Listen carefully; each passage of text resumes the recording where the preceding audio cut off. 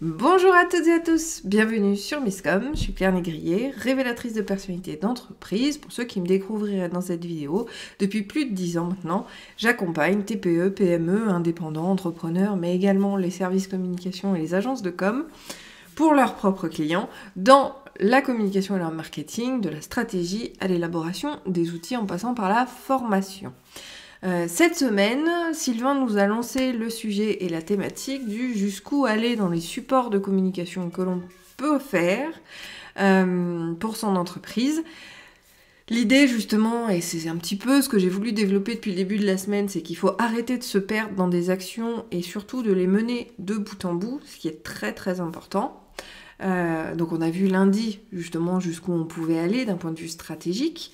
Mardi, nous avons vu des actions de communication organisées, c'est vraiment le nerf de la guerre en marketing et en communication parce que justement, et c'est ce que j'essaye de vous expliquer bien souvent, le problème c'est qu'on essaye toujours de tout lancer en même temps et on fait trop de choses, on s'éparpille complètement et au final on ne laisse pas ces actions arriver à terme.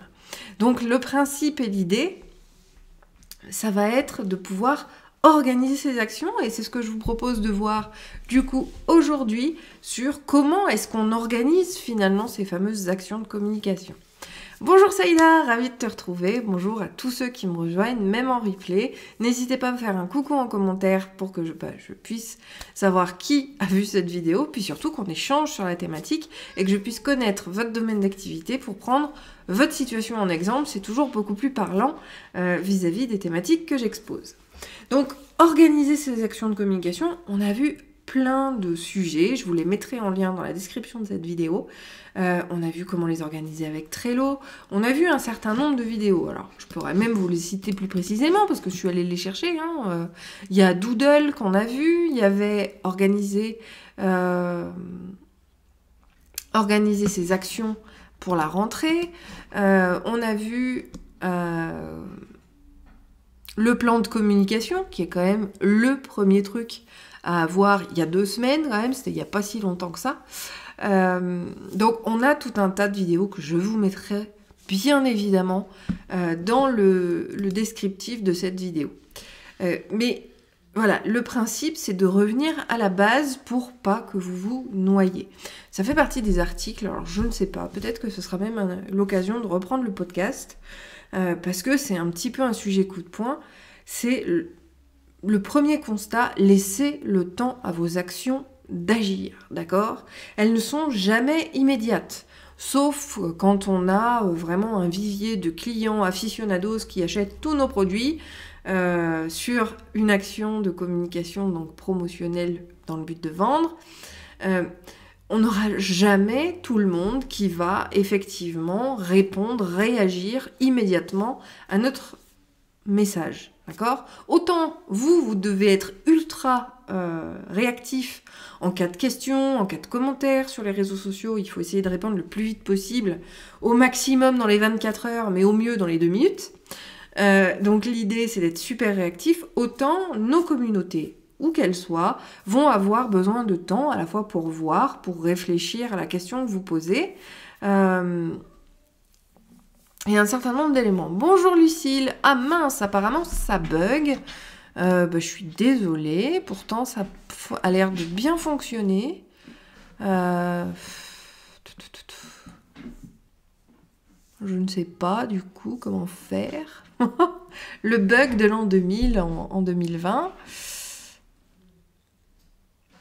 J'ose pas changer de réseau par peur que ça coupe, ou alors on coupe et je relance le live sur un nouveau réseau. Je ne sais pas. Bon, c'est pas grave. Écoutez, si vous arrivez à suivre, on va le reprendre. Normalement, par rapport au replay, vous pourrez éventuellement le reprendre parce que normalement, ça ne coupera pas. Donc sur la vidéo, ça devrait aller en replay. Les aides du direct, j'en suis désolée. Donc, comment organiser ces actions de communication ? On l'a vu, déjà, on va arrêter de tout faire en même temps. Même lorsque l'on décide parce que dans la stratégie, l'objectif, cible, message, et on sélectionne plusieurs supports de communication pour diffuser nos messages, même si on en sélectionne 1, 2, 3, 4 par rapport au même objectif, on ne va pas les lancer en même temps. Il faut qu'il y ait une continuité, à la fois des informations délivrées, d'accord, qui vont être probablement plus pertinentes sur un support que sur un autre, mais également sur le continuum temporel, dans le sens où, eh bien, je l'ai vu avec Saïda juste avant de lancer le live, puisqu'on était en séance ensemble, le principe, c'est de hiérarchiser les informations. On va pas vendre un produit si on n'est pas connu de personne. Donc, le premier point d'abord, c'est de travailler sur la notoriété, de dire « coucou, j'existe ». Ça, c'est la première action. La deuxième action, ça va être « coucou, j'existe et je suis spécialiste là-dedans ». Et pour vous le démontrer, je vous apporte la preuve que je suis réellement experte dans mathématiques. C'est un peu ce que je fais sur Miscom, même si mon objectif n'est pas un développement de crédibilité, parce que depuis 10 ans, je l'ai suffisamment atteinte. Néanmoins, ça me sert aussi vis-à-vis de cette crédibilité. L'idée, ce sera de présenter justement des sujets, des choses qui vont prouver au monde que vous êtes réellement légitime sur votre domaine d'activité et sur votre marché, que vous êtes réellement la bonne personne pour pouvoir répondre aux besoins de chacun de vos futurs clients. Donc ça, ce serait forcément un deuxième message qui arrivera forcément après le premier, puisque s'il arrivait avant, on va pas parler crédibilité avant même que les gens sachent qui nous sommes. Si on débarque comme ça chez les inconnus, encore une fois, j'adore en ce moment l'analogie, reprendre l'humain, d'accord ? Si vous débarquez chez les voisins qui vous connaissent pas en disant salut, est-ce que je peux voir ton salon ou quel meuble t'as acheté ? Ça fait peur, c'est flippant. C'est exactement la même chose dans votre communication, il faut la hiérarchiser. Donc une fois qu'on a répondu à un objectif de notoriété, on va partir sur un objectif affectif. La crédibilité fait partie des objectifs affectifs. Et éventuellement après, on les invitera à télécharger son e-book, n'est-ce pas Saïda, ou à rejoindre un groupe Facebook, ou éventuellement, si vraiment vous y tenez, à faire de la com promo produit, à acheter son produit et service. Bon, j'espère que ça coupe moins, en tout cas. Donc, l'idée, ça va être de hiérarchiser ces différents messages pour avoir, un fil rouge qui va nous mener sur les différentes actions afin de déterminer l'objectif. Pour rappel, quand on a déterminé un objectif, donc là aussi, je vous remettrai en lien tous les sujets sur le thème, des différents objectifs, comment on définit un objectif. Moi, j'avoue que j'adore la méthode SMART parce qu'au moins celle-ci, on peut se caler sur des éléments tangibles pour pouvoir en avoir les analyses et les retours. Donc l'idée, c'est d'avoir quelque chose qui soit mesurable et arrêté dans le temps. Donc si je dis que je veux obtenir, 20 membres de plus en une semaine, sur mon groupe Facebook, je vais mettre en place, alors certainement pas 3 actions parce qu'en une semaine c'est beaucoup trop court. Ou alors je le prévois tellement loin que en une semaine c'est plutôt à telle date. L'idée, ça va être de développer et de sélectionner des actions qui vont booster les gens à rejoindre mon groupe Facebook. Et donc, il va falloir que j'explique pourquoi je les invite à le rejoindre, qu'est-ce que j'y fais. Alors là, on peut reprendre certaines techniques de copywriting, notamment le quintillien, le fameux et simple QQOQCP. Quoi ? Pour qui ? Où ? Quand ? Comment ? Et pourquoi ? On va pouvoir reprendre tous ces éléments-là dans différentes communications, d'accord ? On n'aborde pas le QQOQCP sur un seul document. Un jour, on va poster pour le quoi, un jour, on va poster pour le qui, un jour, on va poster pour le pourquoi, etc. Parce on doit, et c'est là où justement on a des actions différentes en fonction du message à transmettre. On arrête d'être multidirectionnel dans ces messages, ça sert à rien. On l'a vu avec Saïda ce matin, si on met 3 opt-in différents sur la page, les gens ne savent plus quoi faire. Et c'est là où ils sont perdus, et c'est là où on dessert. Et au contraire, on se décrédibilise parce qu'on met trop de choses. Donc, on simplifie. Je vous rappelle une autre petite méthode que j'aime beaucoup, c'est la méthode KISS. Keep it short and simple. Faites ça court et simple. Vraiment, parce que c'est ce qui sera le plus efficace. Donc, là encore, on s'organise, on a organisé que telle ou telle action va intervenir en amont, puis il va y avoir celle-ci, puis il va y avoir celle-là, dans le temps bien évidemment imparti. Alors l'idée, c'est pas que la veille de la deadline que vous vous êtes fixée, vous envoyez encore un message. Vous pouvez, mais là on est dans la relance, on ne sera pas du tout dans la création. Donc le principe, ça va vraiment d'amener ces actions faites suffisamment en amont pour qu'à la date butoir que vous vous êtes fixée de manière imaginaire, hein, on est bien d'accord, on va pas le communiquer ça, la date butoir que vous vous êtes fixée, vous puissiez justement vous dire ok, donc là mon objectif a été atteint ou non il n'a pas été atteint. Et donc là après, et donc c'est la deuxième étape, ou plutôt la troisième, parce que la première c'est la stratégie et l'analyse pour obtenir la fin.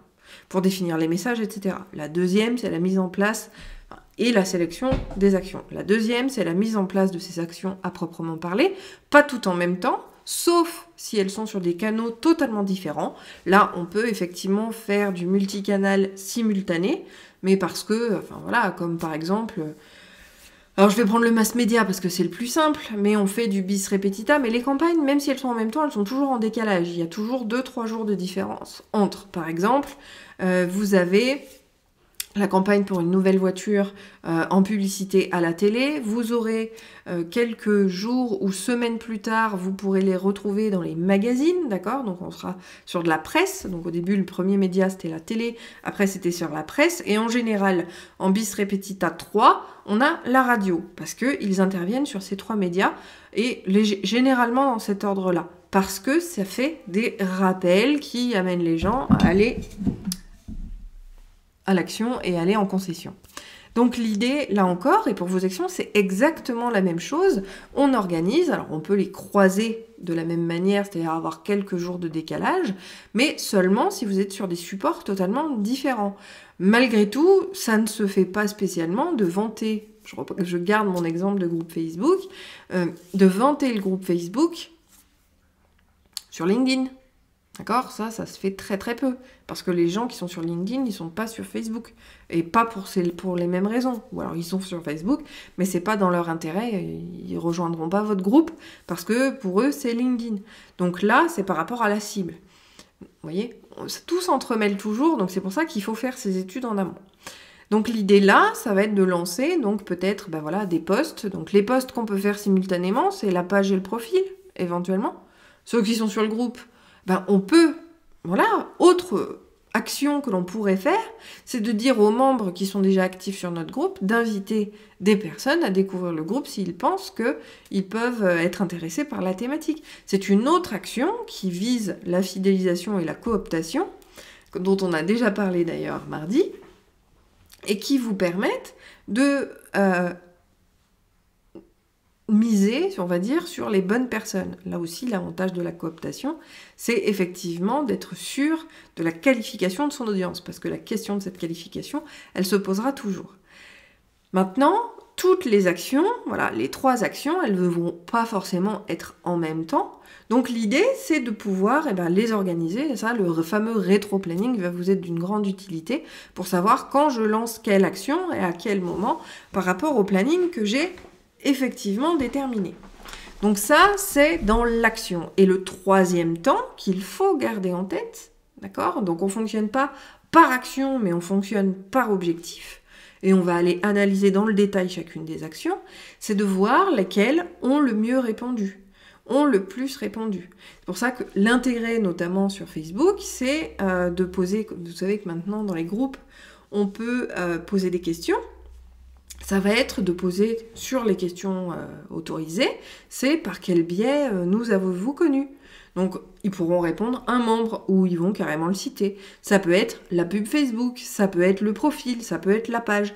Mais ça va vous permettre justement de déterminer d'où viennent les gens parce que c'est très très important. Si au final vous voyez que tout le monde est arrivé par cooptation ou par votre page ou votre profil, peu importe, ça veut dire qu'en gros, vous avez payé de la pub Facebook pour rien. Parce que au final, ils sont tous arrivés par ailleurs et que tous ceux qui ont vu votre pub, ils sont pas venus. Donc, CQFD, la pub Facebook n'est pas un bon vecteur pour le recrutement dans votre groupe. Attention, si vous prenez la vidéo en cours de route, j'illustre un exemple, ce n'est pas une vérité et ce n'est pas une affirmation. D'accord? La publicité Facebook pourra marcher en fonction de la stratégie que vous aurez mis. Si vous avez sélectionné les Facebook Ads par rapport à tout le schéma stratégique d'avant, ça pourra marcher dans une certaine mesure. Donc, ce que je dis, c'est uniquement vis-à-vis de cet exemple-là. Si tout le monde a répondu qu'il arrive par telle personne ou par votre page, alors la pub Facebook n'a servi à rien. Donc, la fois d'après où vous cherchez à agrandir votre communauté, vous laissez tomber la pub et vous vous focalisez uniquement sur la page et sur la cooptation. Et c'est comme ça qu'on va améliorer ces actions de communication. Donc ça, c'était un exemple schématique pour vous expliquer les différentes étapes, donc préparation, mise en action et analyse, qui sont vraiment indispensables pour pouvoir réajuster. Et c'est comme ça qu'on a une communication impactante, parce qu'on arrive à avoir quelque chose d'efficace. L'idée, c'est pas de communiquer juste pour dire de communiquer. Comme je disais, moi, mes vidéos, je les fais pas uniquement pour faire des vidéos, j'en ai rien à foutre d'être vue. Moi, mon but et mon objectif de mes vidéos, c'est de pouvoir vous apporter des éléments stratégiques et de vous aider pour vous montrer à quel point, la communication est indispensable à la survie et à la pérennité de votre entreprise, et 2, j'ai toujours eu cette... comment dire, alors c'est pas la sauveuse, quoique ça pourrait être la sauveuse du triangle de Cartman, mais quand je vois tous ces entrepreneurs qui cherchent à faire du self-made, qui cherchent à tout faire eux-mêmes, ou faire le petit cousin, machin, parce que ça fait des économies, mais qui se tirent une balle dans le pied, parce qu'une fois que la crédibilité est tombée, et pour la regagner, c'est juste horrible, j'ai décidé aussi de faire ces vidéos pour pouvoir éduquer aux bonnes pratiques. Et si ça aide ne serait-ce qu'une personne, j'ai rempli mon objectif. Mais malgré tout, mes sujets et Miscom dans son existence a cet objectif-là. C'est avoir un but éducationnel pour le marketing et la communication des gens. Après, si ça peut servir ma crédibilité, si ça peut aider sur d'autres plans auxquels je n'aurais pas forcément pensé, tant mieux. Mais mon but premier était celui-ci, et je pense que, on est dans la 4e année, donc à mon sens, c'est validé. Vous êtes encore là aujourd'hui pour me le prouver. Mais chaque action va avoir des objectifs et des sous-objectifs qui ne vont seulement être les seuls juges de la bonne réalisation d'une action de communication. On ne met pas, encore une fois, et j'insiste là-dessus, des actions en place juste parce qu'on pense que c'est bien, juste parce que sur le marché ça se fait, juste parce que c'est comme ça. Non. On le fait en fonction des objectifs, en fonction de son personal branding. C'est pour ça que c'est très important de le poser au départ, parce que justement, le choix du ton, si on veut faire de l'humour, si on veut faire du sarcasme, si on veut faire si on a une façon de s'exprimer très personnelle et qui va justement qui peut peut-être choquer, mais on n'est pas là pour plaire à tout le monde, on est juste là pour plaire à nos futurs clients. Donc si ça marche, très bien, mais c'est à vous de le déterminer en amont, bien avant de lancer quelque action que ce soit, pour pouvoir verrouiller et être propre et bien dans vos baskets. Alors après, bien sûr, ça va évoluer, ça peut évoluer, mais on ne fait pas de changements radicaux. C'est toujours très compliqué d'avoir une communauté qui va nous suivre et nous être fidèle si on fait trop de changements trop souvent et surtout de manière trop radicale. Là, souvent, en général, quand on a des changements radicaux comme ça peut arriver une fois tous les 5 ans, ou ça peut arriver une fois tous les 10 ans, peu importe, ou ça peut n'arriver qu'une seule fois. Malgré tout, il faut le savoir, en général, on repart de zéro, même en termes de communauté, parce que les gens ne sont plus du tout intéressés.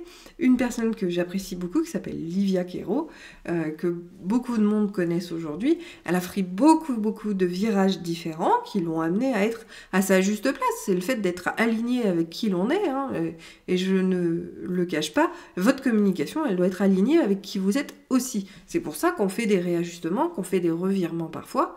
Néanmoins, il faut impérativement en assumer les conséquences, parce que oui, quand on communique différemment, quand on lance trop de choses justement différentes, on n'a pas la crédibilité, et que lorsqu'on fait des rebrandings, il faut pouvoir retravailler et repartir de zéro. Ça fait partie des éléments incontournables, malheureusement, de ce type de revirement de situation, mais qui ne sont pas ni inadaptés, ni injustifiés, et et ni valable, d'accord? Si on se sent plus aligné, il faut réaligner. Mais ça, c'est un autre sujet. Voilà, donc pour revenir sur comment organiser ses actions, on fixe un objectif, on déroule la stratégie, objectif, cible, message, on choisit les supports les plus adaptés pour répondre à son objectif, qui lui, en amont, nous a valu quand même un certain nombre d'études, ou si on les a pas faites avant, on les fait quand on sélectionne ses actions, parce que si on décide de faire de la pub Facebook, il faut bien savoir à qui on va s'adresser pour pouvoir déterminer la communauté que l'on vise, puisque c'est demandé. Il faut pouvoir demander aussi à quelle heure on veut que ça paraisse, parce que sinon ça marche pas. Il faut également qu'on regarde à combien sont les enchères à ce moment-là et sur cet horaire, parce que sinon on n'apparaîtra jamais à cet horaire-là. Excusez-moi, j'ai un chat qui s'invite sur le direct. Non, allez. Voilà. Et on va effectivement aller, in fine, vérifier si nos actions ont bien répondu à nos objectifs pour pouvoir les réajuster pour la fois suivante. Si on voit que, notamment dans la publicité Facebook, pour rester sur cet exemple-là, qu'il n'y a absolument aucun retour, même en cours de route, on va faire les réajustements, on va retester un nouveau message, on va retester un nouveau visuel éventuellement, on va changer les choses pendant. Il ne faut pas rester inactif sur des choses qui sont dynamiques comme la publicité sur les réseaux sociaux ou sur Internet aujourd'hui, parce que les campagnes et les outils nous permettent de réajuster en cours de route. D'accord? Il ne faut pas non plus attendre que ça passe. Si on voit que ça fait rien, on essaie de tester d'autres trucs. Mais l'idée, c'est vraiment d'aller sur des choses qui vont être complémentaires les unes aux autres pour maximiser à la fois la visibilité et l'engagement de sa future communauté pour qu'elle rejoigne notre groupe. Et puis, si demain on veut promouvoir un produit, on attend un petit peu avant de le faire. On va pas faire une pub à la fois pour recruter des gens sur son groupe et en même temps de la pub parce que, là encore une fois, on va envoyer des signaux contradictoires qui vont nous décrédibiliser plutôt que de nous aider à nous développer. Donc c'est pour ça que c'est impératif de faire les choses les unes après les autres, en laissant même parfois un certain temps de repos et pour nous laisser le temps d'animer notamment, c'est un petit peu ce que je vous expliquais, c'était quand la semaine dernière je crois, où il faut faire attention à ces automations parce que quelqu'un qui s'inscrit à la newsletter pour avoir nos articles, pour suivre notre actualité rédactionnelle, si dans la foulée, parce que ça a été programmé et que 5 minutes après elle reçoit une pub pour un produit que l'on fait, en général cette personne-là qui était tout à fait intéressée par notre contenu, elle va partir, elle va fuir parce que c'est très agressif. Donc il faut aussi prévoir l'animation entre les actions de promotion, quelle qu'elle soit, dans le sens où promotion est la mise en avant de votre entreprise, de vos services, de vos produits ou de vos lancements, mais c'est la mise en avant informative de quelque chose. Donc il faut aussi pouvoir animer entre pour donner de la crédibilité à vos propos et à vos actions. Voilà, sur ces bonnes paroles, je vous invite à me poser toutes les questions que vous avez en commentaire. Si vous m'avez découverte sur cette vidéo, n'hésitez pas à liker la page ou vous abonner à la chaîne YouTube et dans les deux cas, cliquez sur la petite sonnette pour recevoir les notifications de nouvelles vidéos. Si vous connaissez des gens qui ont besoin de ce petit rappel sur comment organiser ses actions de com, n'hésitez pas à lui partager cette vidéo justement. Et on se retrouve lundi sur YouTube pour une nouvelle thématique, demain pour vos questions-réponses. Et encore une fois, ce n'est absolument pas figé à la thématique de la semaine, c'est toutes vos questions. On parle sans langue de bois sur Claire part en live le vendredi sur Facebook. Je vous retrouve demain. D'ici là, bon appétit, bonne journée et profitez. Bye!